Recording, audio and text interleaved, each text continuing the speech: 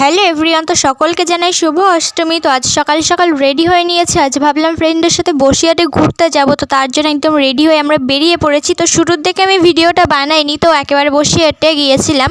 তো ওখান থেকে একেবারে সোজা গিয়েছিলাম ঘোষবাড়ি। তো সেখানে গিয়েই আমি মানে ক্যামেরাটা অন করি আর কি। তো ওখান থেকে আমি ভিডিওটা স্টার্ট করি। তো আমরা সোজা চলে গেছিলাম পিরামিড প্যান্ডেলে, মানে যেই সাইডটাই পিরামিড এই প্যান্ডেলটা করেছিল এই সাইডটাই আমরা গেছিলাম। যেহেতু এই সাইডটায় আমি কখনো আসিনি আগে, তো এই সাইডটায় আমরা গেছিলাম, ঘুরছিলাম। আর ভিতরে ভীষণই সুন্দর ছিল। আর ভিতরটা যেহেতু পুরোটা অন্ধকার ছিল, আর ওখানে কোনো ফ্যানও ছিল না, তো জাস্ট এতটা গরম লাগছিল যে কি বলবো, ওর ভিতরে দাঁড়ানোর মতো না। তো যাই হোক, খানিকক্ষণ ঘুরলাম, যেহেতু অনেকটাই বড় ছিল, তো চারি সাইডটা ঘুরলাম।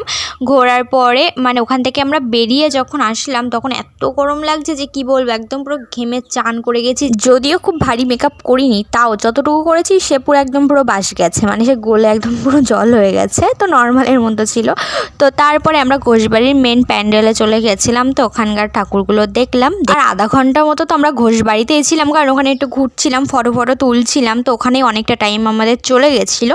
তো তারপরে এখানে পুরো প্যান্ডেলটা দেখার পর, পুরো সাইডটা ঘোরার পর, আমি কখনো পুরো সাইডটা ঘুরিনি ঘোষবাড়িতে এসে, তো এখানে পুরো সাইডটা ঘুরলাম। তো তারপরে আমরা এখান থেকে সোজা বেরিয়ে চলে গেলাম অন্য একটি প্যান্ডেলে, মানে অন্য একটি জায়গায়।